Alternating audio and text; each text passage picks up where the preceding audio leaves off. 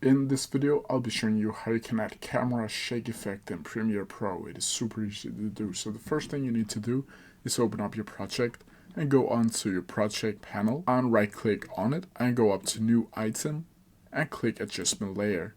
Then from here you need to click OK. Then from here you need to select the adjustment layer and select it into your timeline like so. Then from here you need to go over to the effects panel and go up to search and click in directional blur right here. And then just drag this into your adjustment layer like so. Then from here you need to go up to effects control and select the blur length and change it to 30 like so. Then from here you need to select your clip where you want the blur to start, or the camera shake effect. Then from here you need to go one frame to the right, clicking right click, like so.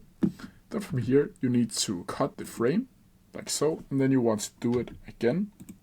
And you need to do it as many times as you want. Then from here you can just select the rest of the adjustment layer and delete that. Then from here you simply need to click every other frame here and just delete them. Like so. And that's how you do it. I can quickly show you how it's going to look like.